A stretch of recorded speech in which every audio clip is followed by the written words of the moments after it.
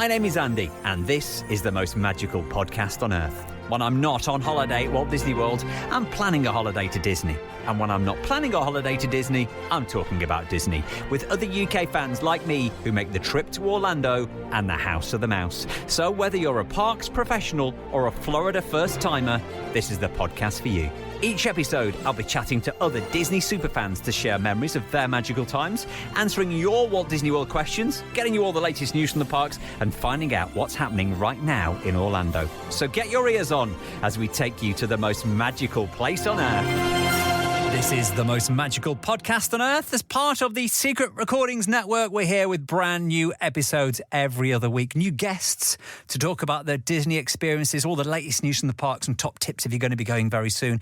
We are on the socials at PodMagical, whether it's Instagram or X or Facebook or TikTok.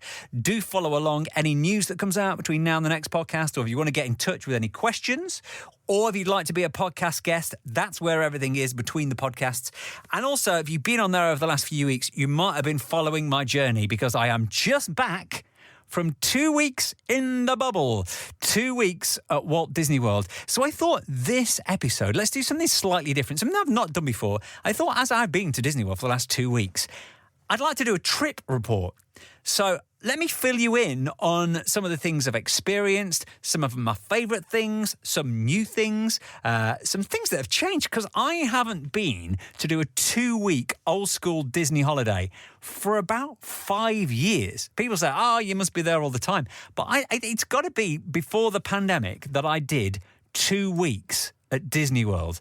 So let me run through some of the stuff, some tips that I picked up on the way, and I don't know, maybe it could be some help if you're going to be going to Walt Disney World very soon. All the pictures and trip reports are on particularly Facebook and Instagram. You can follow along there. And on my Instagram stories, I saved my final day, day 14. I did 4 parks in 1 day. So all that is on there. Maybe you want to go online now and follow along and look at the pictures as I'm talking you through some of the stuff I did. I'm not going to go into details of like every single day, but a few of the highlights that I've got from my trip, starting with travel day. Actually stayed at the Premier Inn in Uxbridge the night before. So we flew out with Virgin Atlantic. It was an early morning Saturday flight, and we found out, you can stay at Heathrow Airport. It's very handy. And you don't want to be too far away from the airport, especially when you've got a flight. If it's a 2-hour drive, you want to be near Heathrow Airport, which is what we did. But rather than paying for an airport hotel, I found that a Premier Inn or a travel lodge about 10 minutes drive from the airport is good enough. So the Premier Inn Uxbridge, which is about a 15-minute drive from Heathrow. Then we used the meet and greet parking at Heathrow Airport. Easily checked in with Virgin. We flew premium economy return on this flight. And because it was an early flight, this is really interesting actually, because pre-selected our meals. So usually you get a hot meal when you get on. But I thought, well, this flight's like 9:30, 10 o'clock. Are they going to serve me like chicken or beef and a gin and tonic and a red wine at that time in the morning? I think Virgin were trying this out because we'd still pre-ordered our hot meal, but we didn't actually get that until about an hour and a half before landing. So the first meal on board was actually brunch, which I thought was a great idea. I went for the eggs royale with salmon and hollandaise sauce, and there was a waffle with a banoffee sauce as well on there. We even had a couple of mimosas. I do think it missed that drink service because it was like halfway through the flight before we had a drink service, but I love the idea of having brunch. So for the early morning flights version, I hope you would keep that. The flight was very interesting because we landed on time at Orlando International Airport, and as we touched down on the runway, we immediately took off again, which I have never experienced before. Apparently it was something to do with strong winds.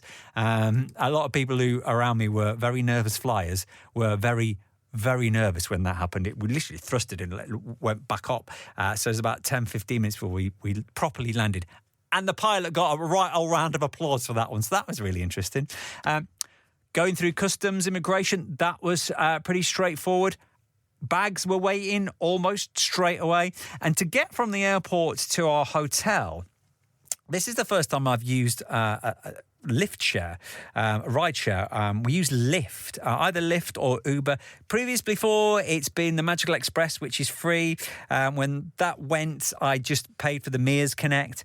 But sometimes with the Mears Connect, you're waiting half an hour, 45 minutes before the coach leaves, and then it drops at other resorts.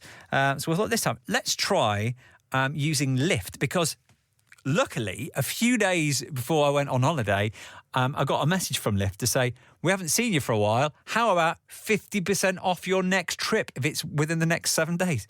Well, it was. So it actually only cost $35.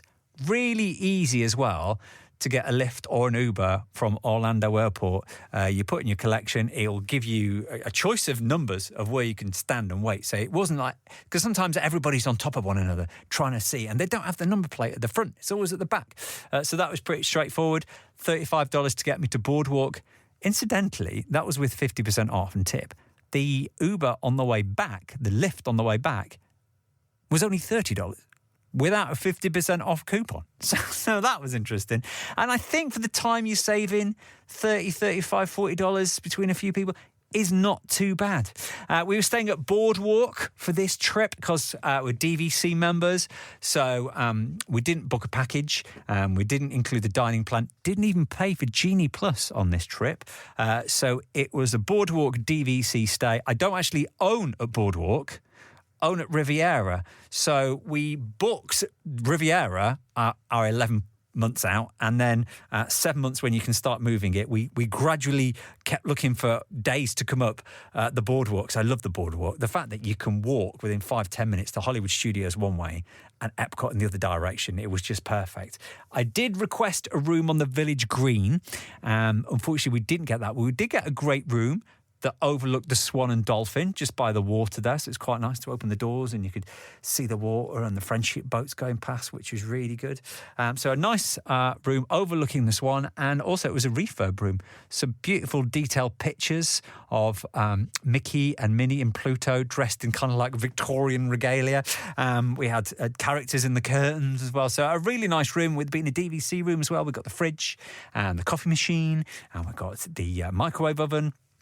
So it did mean we could actually take a few bits and bobs with us, like porridge and stuff, just to eat for the first few days. Some dry foods that we could have for breakfast. So that was the arrival day. The arrival night, we went over to Epcot because we've got annual passes. This is really annoying. We didn't have the UK 14-day ticket, the 7-day for 14-day. We actually have annual passes because you get a cheaper annual pass if you're a DVC member. But with annual passes, you still have to make those park reservations, which is really annoying. So we made a park reservation for the first night. We went to Epcot. The reason we did this was we thought if we get the Wi-Fi on the plane, then we could maybe get a virtual queue for Guardians at 7 a.m., which was 12 noon UK time. Unfortunately, the Wi-Fi didn't work, so that didn't happen. But we still went over to Epcot. We had a couple of snacks from the food booths from the Flower and Garden Festival because it was the last day that one of them was changing over, so I wanted the scallops, so we had that. I also wanted to see Starship, who were on We Built This City. Managed to see them as well without booking a dine-in reservation, without standing in a long queue. There was quite a bit of availability, so we just rocked up like 5-10 minutes before we watched them. And then at 9 o'clock, we were going to stay for fireworks, but because I'd not seen Luminous before at Epcot, I thought, I don't really want to watch that to be jet-lagged. So we went over to Hollywood Studios to watch Fantasmic instead. It's a great first night thing to do, isn't it? Fantasmic. So I managed to watch that, back into the hotel room for 10 o'clock at night. It's the big challenge on the first day, isn't it? Just managing to stay awake. So we managed at 10 o'clock. And of course, the following day, wide awake, up at 5 o'clock. We'd brought our breakfast, so we had breakfast in the room and made our way over to Animal Kingdom. So Animal Kingdom opened at 8 o'clock that day. It's a good first day thing to do, Animal Kingdom. I know a lot of people like to go to Magic Kingdom to walk down Main Street on the first day. And well, maybe it's your first time. That's quite a good thing to do. But if you've been before and you know you're going to be awake early, go to the first park that opens. So that for us, that was Animal Kingdom. 7:30 it was open for resort guests. We went down for the bus around 6:45. As we got to the bus stop, the bus came in straight away. How lucky was that? And in fact, pretty much every time I went for a bus, either from our resort or from a park or from Disney Springs, there was buses just coming in.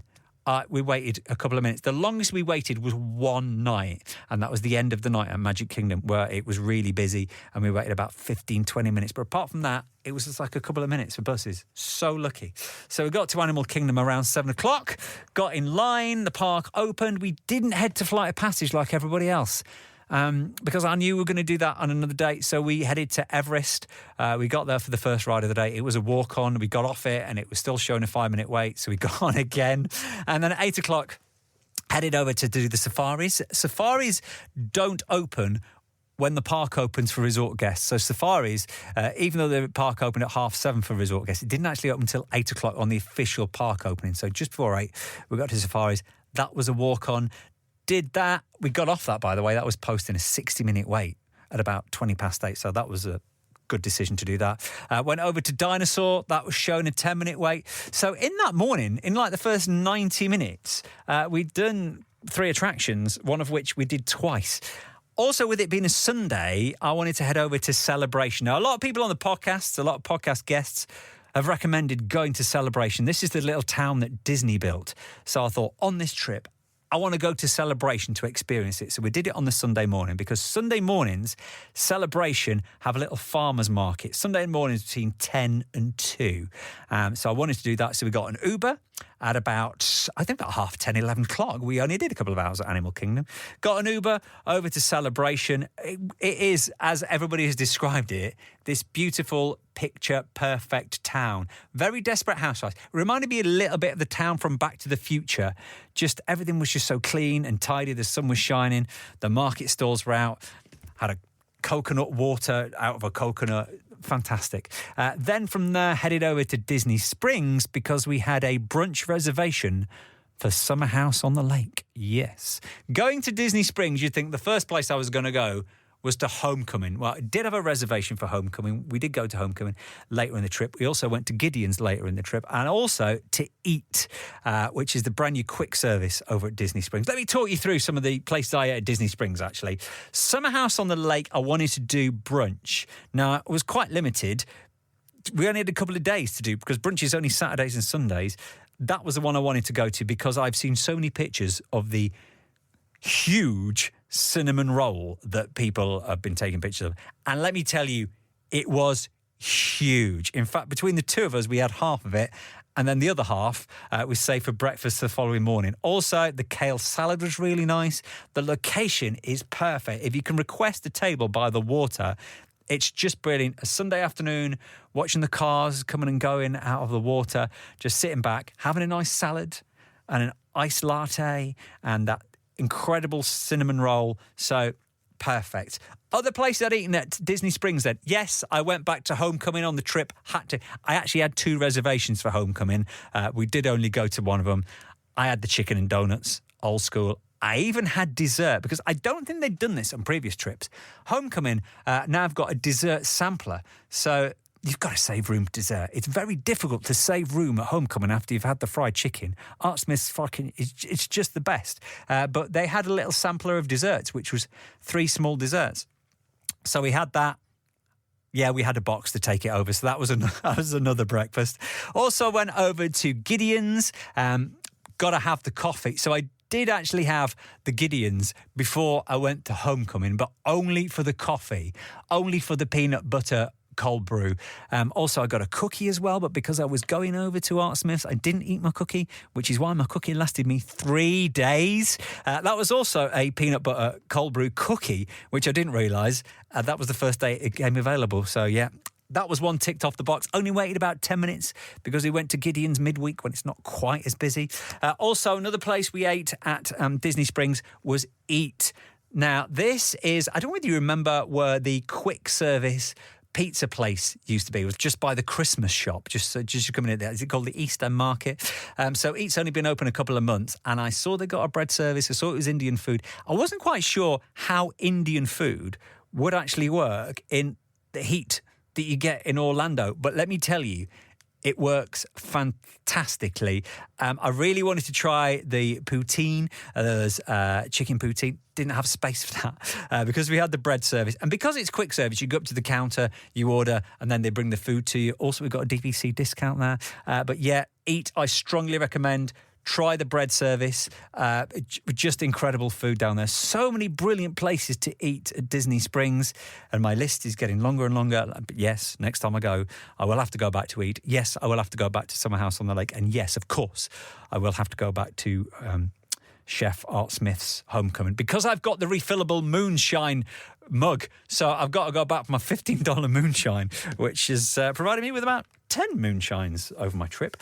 So back to the day. This is only day 2 now. Later that evening, we went back to Epcot to do the fireworks because we were a little bit more awake. So the first time I saw Luminous, it's got a couple of original songs in, which I love. It just works really well. However, there seemed to be less pyro than harmonious in Illuminations. And there's a bit of a lull in the middle of it. The beginning song, the first few minutes, the end song, the last few minutes, incredible. But the first time, it just left me a little bit disappointed. I did go and see it about 4 or 5 times more. And each time I saw it, it did get better. We actually did the Rose and Crown dining package one night, which was really good. You get 3 courses and unlimited drinks for 90 minutes and a great view of the fireworks. And I think at that point, when I was up closer to it, and I think with the fireworks at Epcot, I think you do need a full-on view. So you do need to pitch out a little bit. Previous fireworks, you could kind of like turn up 5 minutes before and stand at the back and see over people's heads. This one, I do think you need to see the lagoon. I think you need to see the fountains as well as the fireworks to make it work. But yeah, it was giving me the chills. And every time I saw it, it grew on me. But that first time, yeah, it was a bit of a grower. So going into our first full week, the Monday morning, we decided to go over to Universal Studios because that night, Monday night, we actually had tickets to go over to do the Magic Kingdom After Hours that we paid for, which only started at 10 o'clock at night. So we thought, well, Let's use the early morning advantage. We'll have a few hours at Universal. We'll do a little bit of shopping at the outlets, and then we'll come back, have a snooze, and then we're ready to go to Magic Kingdom at night. So we got the Uber over from the Boardwalk to Universal. It was about $22. What I completely forgot is Islands of Adventure. If you're staying at Universal, it's early morning entry. So for the rest of us, we had to kind of like hang around till 9 o'clock, by which time the park was quite busy. 2-hour wait for Hagrid. It was about 15-20 minutes to do Velociraptor. We made the mistake of doing Hagrid's. So we got in the queue for Hagrid's. It was 2 hours. So we didn't get out until 11. And then the queue for everything else was like 45 minutes, an hour. So it was a bit of a mistake. What I really should have done, if you rope drop in Universal and you're not staying at Universal, you've not got that half an hour entry, do the Universal Studios Park, because that opens at 9 o'clock for everybody, regardless of where you're staying. So you're kind of like on an even playing field. So we only had a few hours over at Universal. We then went over to Vineland because I wanted to go to the Disney shop. Again, the queue for that was massive, so we didn't go in. But I did go to the Cheesecake Factory. There's a Cheesecake Factory just in walking distance from Vineland. I say walking distance. It's walking distance to people from the UK. People in America will get a car and drive 2 minutes to go there. UK, the only people we saw walking, I thought they're Brits because they're walking. So Cheesecake Factory was open. There was a Target next door. So we got a few bits and bobs for the room to get us through the rest of the trip. Some Jarritos was like $1.30 for a big bottle. You know the Jarritos they sell at the Mexican Pavilion for a few dollars for a little bottle? You can get a big bottle for like half the price of a little bottle at the Target. Obviously, we've got the Pringles, we've got the M&Ms, we've got some more cookies, we've got some eggs and some bagels and stuff. So stuff to get us through. We were still going through the colossal cinnamon roll at this point from the day before. So back to the room for a nap, and we headed over to Magic Kingdom. Around 5 o'clock, we were intended on going a little bit later, but you know when you're awake and you're at Disney and you're sitting there going, well, we might as well go over. Let's go over to Magic Kingdom. So we got to Magic Kingdom about 5 o'clock. Bear in mind, the after hours event didn't start for another 5 hours. Didn't start till 10. But when we got in, we noticed that Tron was still advertising virtual queues available. So the virtual queues, they come available at 7 o'clock in the morning. And then if you're in the park, there's another drop at 1 o'clock. And it was the 1 o'clock by 5. They were still available. So we managed to get a virtual queue for Tron, which didn't get called till really later on at the night. So we had dinner at Liberty Tree Tavern. Again, never been there before. That's like Thanksgiving dinner, the ooey gooey cake. Brilliant. We then watched Happily Ever After at 9, and it was only after Happily Ever After, about 9:30, we got called for Tron. So we went there, and we must have been like the last people to be called because there was nobody in line. Literally, we walked straight on Tron. There was about 4 or 5 other people on the ride. That got us through to the after hours event, which started at 10 o'clock. Again, by that time, it was really quiet. Seven Dwarfs, Peter Pan, Space Mountain. They dropped down to pretty much a walk on. Tron, again, if you pay for the after hours event, Tron just operates as a normal standby queue. So if you want to go to the after hours event and spend your 3 hours just doing Tron, you can get off and queue and walk on, but it was a lot busier for the after hours. I think most people going for that. Also at the after hours at Magic Kingdom, you get to watch Enchantment, which is the old firework display. So that gets shown around 11 o'clock. So we did that. We tried to get our value for money, but it gets like midnight, 12:30. I go, oh, we've got to go back. We're dropping at this point. So Disney tired. Back to the boardwalk. The following morning, yes, we had to have a lie-in, although I did set an alarm for about 5 to 7 just to get our Guardians virtual queue. So we got group 62 back to sleep, woke up, just kept an eye on when we were going to get called for that. So straight over to Epcot to do that, and just had a bit of a chill day, walking around the Epcot Flower and Garden, looking at the topiaries. We got called for Guardians Disco Inferno. We got for that one. Went over to, by the way, it's Caribbean Beach. Again, because this was recommended by various podcast guests, Sebastian's Bistro at Caribbean Beach. Oh my word. This is a hidden gem. So it's family-style Caribbean food, a brilliant salad. You get meats. The steak was incredible. We also had the plant-based alternative as well. If you're looking for a plant-based option, according to our server, the head chef at Sebastian's is vegan. So he's very much created the vegan alternative, the plant-based alternative, with a lot of love and care.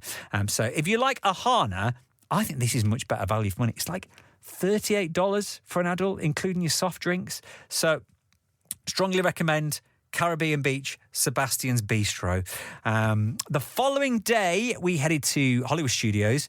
Again, there were so many things on this trip that were like first times or unique events, because the day we went to Hollywood Studios, it was the 35th anniversary of Hollywood Studios. So we got the special 35th anniversary park map.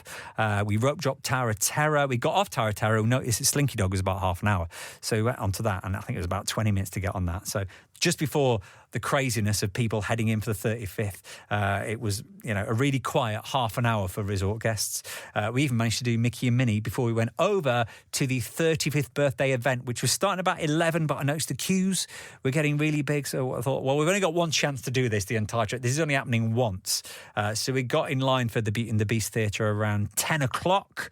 Well worth it, because Kermit and Miss Piggy were hosting the 35th anniversary event, which was brilliant. We also got a virtual queue to go in the shop to buy the 35th anniversary Loungefly backpack. So I think a lot of my tips for this podcast and from this trip is get in early.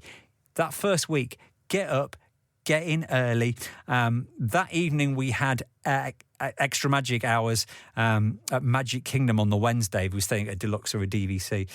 So we got over to there for Happily Ever After, and we went over to do Wilderness Lodge first, actually, for a little bit of food, because a lot of people were raving out about the burger over at Wilderness Lodge. It was good, but I don't think it was worth $23. But I do like to sit out over at Gazer Point. That's very nice, and get that resort boat back over to Magic Kingdom in time for the fireworks, and then the extended evening hours, which again started at 10 till midnight. Very quiet, to be honest, just as quiet as the paid-for event. Not going to lie. Other things that we did on this trip, we also did the Up Close with Rhinos tour at Animal Kingdom. Now, this only happens once a day, 11 o'clock every morning. You need to book it in advance. You need to book it 60 days out, if not a few days after that, because this sells out really fast. It's only $49. The money goes to the Disney Conservation Fund. There's a few little tours you can do at Animal Kingdom. This one, Up Close with Rhinos, because I'd watched the series on Disney Plus. I wanted to do that. So we got to the park about 10, watched Festival of the Lion King, because I knew that come out of that, that's where we had to check in for the tour. So 11 o'clock, we checked in for the tour. This is completely backstage, so unfortunately I couldn't take any pictures of this on for socials. But you don't realise until you get to Animal Kingdom. I know that Animal Kingdom, the safari area, the safari is actually, that land is bigger than the whole of Magic Kingdom. just the safari, just the savannah. The park itself, behind the scenes, is even bigger. Did you know that 80% of the food that the animals eat, Animal Kingdom, is grown on site? There is a huge area where they grow all the food, like even the bananas. The area where they grow the food is bigger than the whole of Disneyland Resort in Anaheim. So you've got the food area where they grow the food is bigger than Disneyland. You've got the savannah, which is bigger than Magic Kingdom. That is how busy this place is. I thought, why are we getting a van? We're literally going to see the rhinos. Surely it's at the back. We're there about 10, 15 minutes just to drive around the back. So we got to the area where the rhinos were kept. We met the keepers. We met Tiana, who was the rhino, who loved it. We even got to give her a little bit of a stroke. Such a wonderful relationship you see that the keepers have with their animals as well. And the animals, like, she was ready for it. She was ready to be scratched. She knew 11 o'clock, people were coming. She was getting extra hate. She was ready to show us her teeth. Such a superb. I would thoroughly recommend, if you want to do something different. You've been to Animal Kingdom a few times. You want to get up close to the animals. And they do an elephant one as well, but you need to book 60 days out. Thoroughly recommend that. Lunch that day was at Yak and Yeti. Tuna nachos, brilliant. That afternoon, this was such a busy day, we went over to the Contemporary Resort to watch Happily Ever After fireworks from the DVC Lounge. So top of the Contemporary at Bay Lake Tower, there's a DVC Lounge, only open to DVC members. On a Friday, they do a dessert party. It's cheaper than the Magic Kingdom dessert parties. They've got a fully open bar. So it was like an hour before the fireworks, and then it stayed open after. So if you wanted an old-fashioned or you wanted champagne, whatever you want, and there was desserts there as well. So that was a really good thing to do. If you're a DVC member, you need to book with member services to do that. The following day, again, another unique day for this trip. The following day was May the 4th. Yes, Star Wars Day. Now, in a moment of madness, as I mentioned, because we have the annual passes, you have to book your park. You have to do your park passes. So I thought, May the 4th, got to go to Hollywood Studios for Star Wars Day. So we woke up that morning and thought, have we made a mistake? Surely the whole of Disney World is going to go to Hollywood Studios and Galaxy's Edge to do Star Wars attractions. So we got to the parks. I think the park opened at 8 o'clock for resort guests. So it was 8:30 for everyone else. It actually had just gone 8:30 by the time we got over there because you're rushing around and you're tired from the day before. So we thought, right, okay, we've made this park pass. We're at Hollywood Studios. Let's not do Star Wars. Let's do Toy Story because everybody's going to be going over to Galaxy's Edge. Let's ignore that. Let's not follow the crowd. Let's do Slinky Dog. So we got in the park. We checked the app. Slinky Dog was down. So we looked at her, and this is the strange thing. Star Wars Day, the queue time for Rise of the Resistance was like 40, 50 minutes long on Star Wars. On any day, that's really short. So we thought, let's just go for it. May the 4th, let's just go to Rise of the Resistance on Star Wars Day. So we headed for it. And I think anything with rope drop, you've got to commit. You've got to commit to what you want to do. You've got to get a plan and you've got to stick to it. Even if you think that queue looks really long, even if you get in the queue to enter the parks and you're in that queue that is not moving and people are going in front of you and you're getting that panic going, this is no worth it now. There's no point doing Rise of the Resistance or Slinky Dog or Seven Dwarfs Mine Train or Flight of Passage because there's going to be so many people in front of us. If you've got to the park before rope drop and you've queued to it, stick with it. And also on that subject, and I mentioned this on my Instagram story as well, if you suffer from any kind of anxiety or you don't like crowds, rope drop is not for you. Now, I mentioned this and a few people laughed, going, that's really funny. No, I genuinely mean it. If you suffer from anxiety, don't do rope drop. If you want to do Rise or you want to do Guardian or whatever, pay for the lightning lane, play for the individual lightning lane. Don't put yourself through it because it can bring on a lot of panics. There's a lot of people, there's a lot of crowds, there's a lot of moving, there's a lot of racing going on, a lot of fast walking. So if you suffer from anxiety, don't do rope drop, which technically we didn't do rope drop because it was 5 minutes after the park opened that we ended up doing Rise of the Resistance. So we did that and we were on the attraction within 15 minutes. on Star Wars Day. And we realised actually that the biggest queues on Star Wars Day weren't actually for the Star Wars attractions. People were queuing up for the Stormtrooper popcorn bucket. That's where everybody was. So after that, we realised that the Grogu Mandalorian was coming out, so we got to meet Grogu Mandalorian. Again, there is no formal queue for that. You kind of like stand around him. But I love the way he does it, because he'll kind of select you out of the crowd to come over for a picture and meet Grogu. I love that. So I met Grogu on Star Wars Day. Also met Edna Mode and Sully. Did Tower of Terror, which was quite low. Did Muppets, which is always low. One Man's Dream, which is another attraction that you should do if you know the park is busy or it's really hot. Have a look. Just relive Walt's story. See the film. Pay tribute to Walt, and you know that's the reason. He's the reason that we go to these parks. All got through all that before 12 o'clock. 12 o'clock, we had lunch at Roundup Rodeo Barbecue in Toy Story Land. Again, this is another first. $45 each for the adults. There is, again, so much food that comes out to you. This is served family style in Toy Story Land. So you start off with the watermelon salad that I loved. There was the beans. I had beef brisket and potato barrels. Again, there was another plant-based choice, which is really good. And then when the dessert comes out, you get a choice of dessert. But our server said to us, I know you're supposed to get one, but she went, if you want another one after you've eaten that, just give me a shout. So we had the Forky cupcake for a photograph. The desserts are actually quite small, thankfully. And also as well, it's a really fun environment because your servers play along. It's all decorated like, again, you're in Andy's back garden and you've shrunk down to the size of a toy. And if there's an announcement that Andy's coming, everybody has got to keep as still as possible. So just look around with your eyeballs at people who are like mid-bite, or if the servers are carrying a tray of drinks over, everybody stands really still. So again, Roundup Rodeo Barbecue. I really enjoyed it. Whether I'd go back again, I'm not sure. But it's fun. Maybe I will. We'll have to wait and see. Yeah.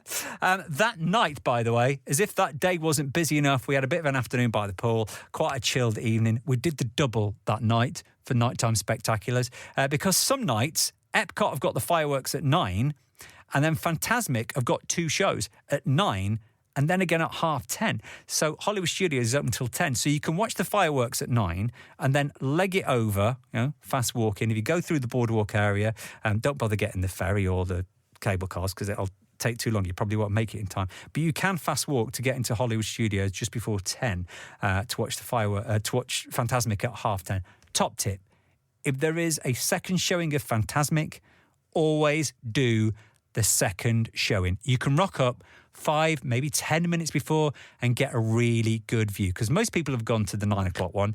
And also, the second show, they don't sell dining packages for that. So there's a lot more availability. Great central view we had for that. The following day, we had a bit of a chill day. It was a Sunday, so we did a little bit of resort hopping, went over to Coronado Springs, had the coffee, the Cafe Bonbon, again, has been recommended on the podcast, which is like a shot of coffee with condensed milk. Very good. Shouldn't have really had it at 9 o'clock at night. It's more of a 9 o'clock in the morning thing, but we had that. The Barcelona bar in the lobby is where you can get that. They have it at the Gran Destino Tower there. We had dinner over there that night at Toledo, which is the top of Gran Destino Tower, thinking that we get to see the fireworks, but I think they're too far away. I thought, we might see the fireworks from over there. But again, really nice food over at Coronado Springs. 6 Bridges, didn't do on this trip, but again, another great place to sit outside. If you want to have a few drinks, they do like a sangria class, if you want to do that, at 6 Bridges. Following day, we did an old school Magic Kingdom day. Can you believe I've been here, right? I'm now into a week of the trip, and it wasn't until the Monday that I actually, firstly, went to Guston's Tavern for the big cinnamon roll there, extra icing, obviously. We had lunch at Pinocchio's. Again, if you're going to go to Pinocchio's at Magic Kingdom, sit upstairs. There's tables upstairs that nobody ever goes to. So do mobile ordering, get your food, go and sit upstairs, and you can watch people either come in through It's a Small World, or you can watch the world go by outside. That's great. We had a Dole Whip for dessert. And then the parade. First time this trip that I'd seen the parade. Can you believe that? Incredible. Also, the Smelephants on parade had just started over at Storybook Circus. So you get a map and you get stickers and you go around and you're supposed to stick the stickers regarding the smell of the elephant. I couldn't smell anything, to be honest. It didn't work for me. Dinner that evening over at Shikishai, which is over at Epcot. We had a 7 o'clock table, which unfortunately I couldn't drag out for 2 hours because the table we got over there had the most incredible view of World Showcase Lagoon at Epcot. If I could have stayed for 2 hours and watched the fireworks, brilliant. So Shikisai, Japanese restaurant. I think it's described as a Japanese gastropub. They do have a set menu, 4 courses for $65, or you can get some smaller dishes and share them. I had the Wagyu gyoza, which was about $20. Again, we stayed for the fireworks at Epcot. That night was the extended evening hours at Epcot. So we had 2 hours to do Test Track and Frozen and Guardians, which has got its own virtual queue, by the way. If you get to do the extended evening hours for Deluxe, 6 o'clock that evening, that's when the virtual queue opens. The following day was an old school Hollywood Studios day. We did all the Toy Story attractions, went over to Epcot for lunch, just kind of walking around World Showcase and nibbling. Boma for dinner that night over at Animal Kingdom Lodge. Again, another first. We were drawn by the zebra domes. I only managed 4, but such a good buffet. If you like soups and salads, because people go, usually in a buffet, you kind of like miss out the soups and salads. If you go to Boma, don't miss the soups and salads. Great soups and salads at Boma. Following day, we're getting lazier as this trip goes on. We've got a virtual queue for Guardians. Oh, this was the day. Got the virtual queue at 7 o'clock. I must have been fast-fingered that day because I got group number 8. Now, the intention wasn't really to do much that day. I think we were going over to Disney Springs in the afternoon or something. I can't remember. But anyway, we got group number 8, and I knew that as soon as the attraction opens, they open it to like the first few boarding groups. I thought, right, we've got early park admission. I'm going to go straight to Epcot. I'm going to rope drop Epcot, but I'm not going to head to like Test Track or Remy or Frozen, because you probably could rope drop one of the attractions, and then because you've got your virtual queue for Guardians, get on it straight away. But I knew that I could be on Guardians as soon as it opened. So I thought, right, it's about 8:45 at this point. Started walking over toward Guardians, and just as I got there, my boarding group was called. This was about 8:45, 10 to 9 in the morning, group number 8. And I think when the attraction opened, the attraction didn't open bang on 8:30, but it was before 9, so just before the actual park opening. They opened about the first 20 or so, and in fact a few days later we got 20 odd. So if you've got an early boarding group for Guardians, do it straight away, because I got to Guardians and when I say there was nobody on the attraction, there was nobody on the attraction. Went through the virtual queue line, straight into the first room with nobody, straight into the second room, and then another couple joined me. So there was literally 3 of us. I don't want to kind of ruin too much, but you know the room with Glenn Close and the other guy, what do they call these people at Epcot? So we went into that and then into the Guardians. And then if you've been to the attraction, as soon as the doors open to go up to the attraction, you know it's like a massive horde of people just running. There was myself and 2 other girls. We got into where the roller coasters were setting off. Nobody, they were going out empty. And so they went, right, pick a row.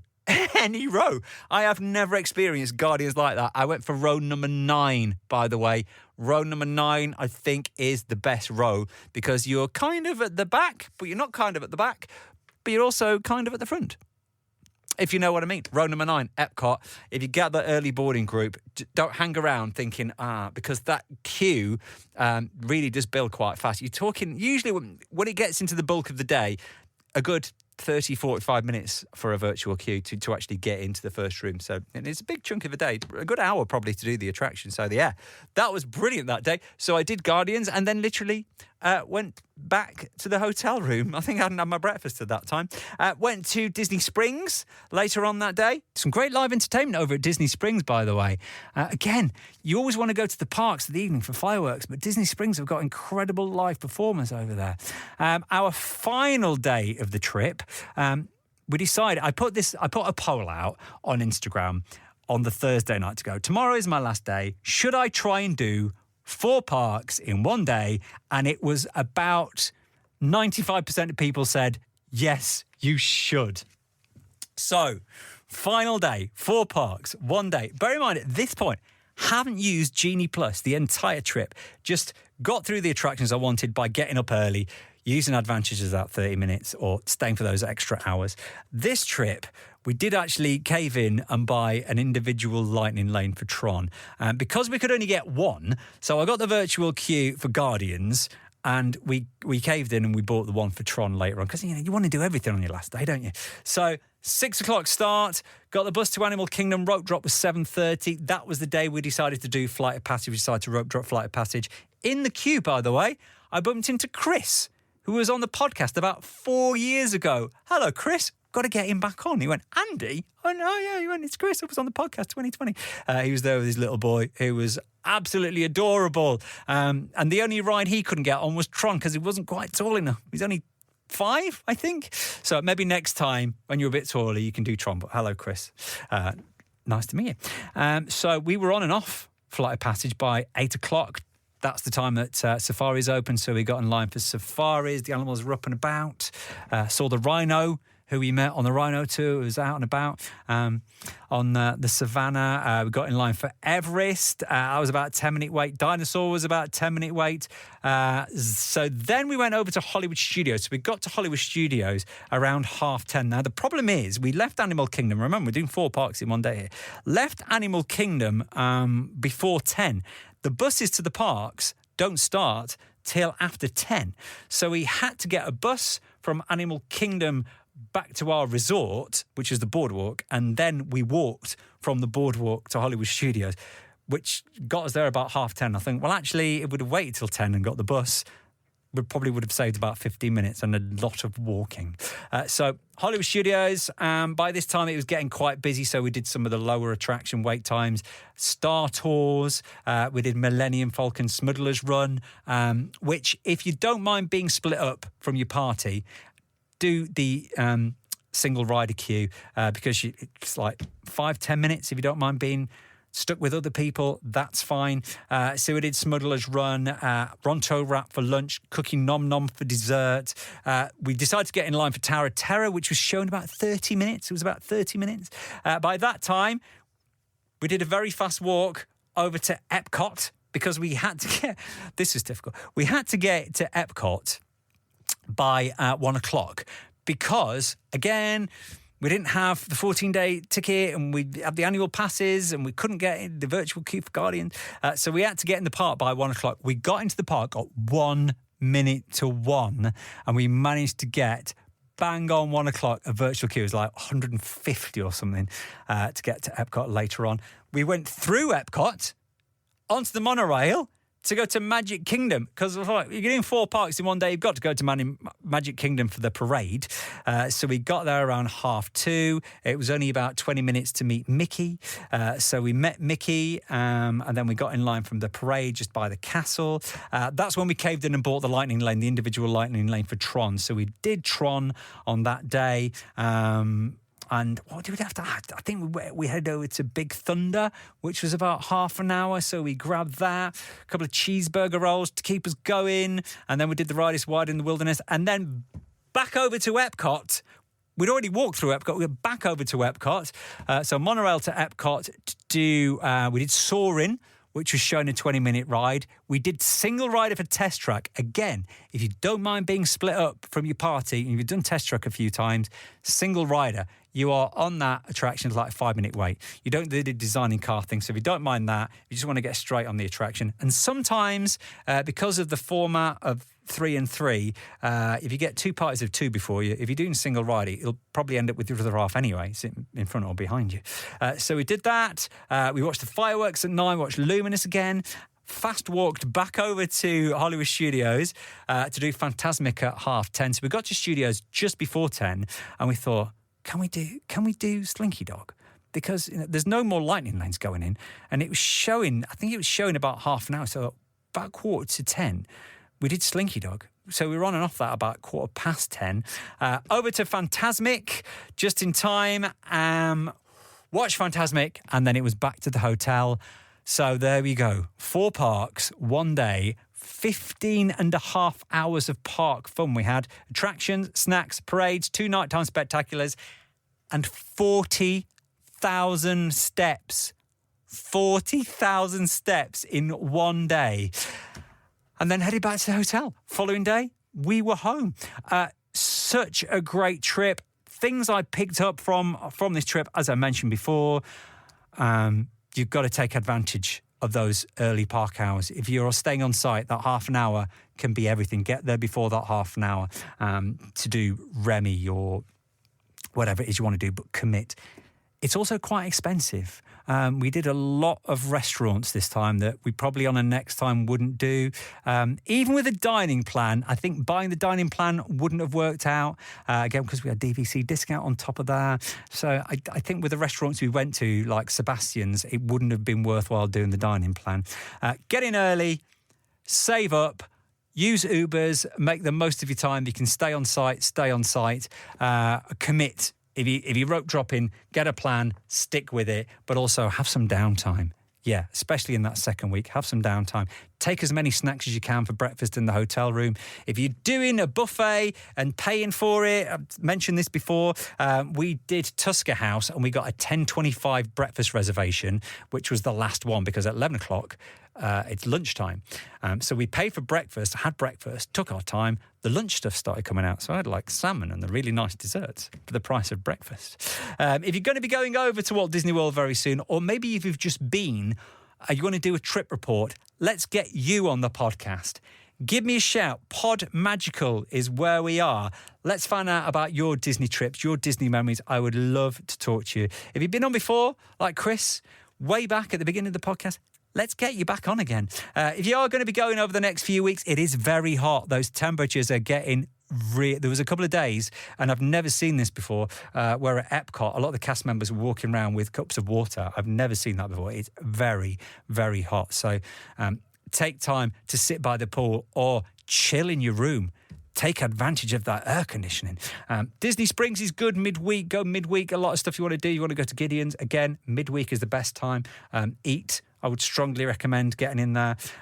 Booking things 60 days out or 60 days plus if you can for some of those most popular restaurants. If you want to do Space 220, you want to do the Rhino tour, again, you've got to book that in advance.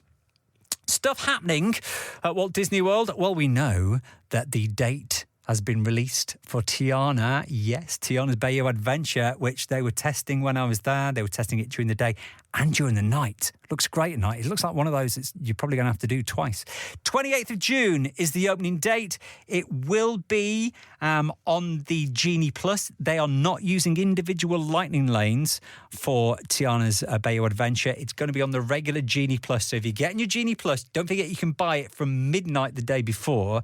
And at 7 a.m, you need to be on it. If you want to get Tiana, same goes for Slinky Dog and Ratatouille. 7 o'clock, it's got to be the first lightning lane you get, and you've just got to stick with whatever time you get. Just hit it and get it. Again, it's going to use virtual queue. At 7 o'clock, you've got to be on it to the second. If you are in Magic Kingdom at 1 o'clock, that second virtual queue will drop as well.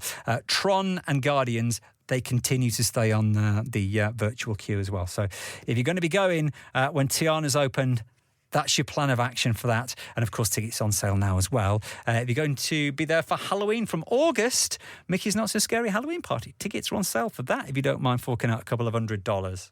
I know. Thanks for sticking with me on this podcast.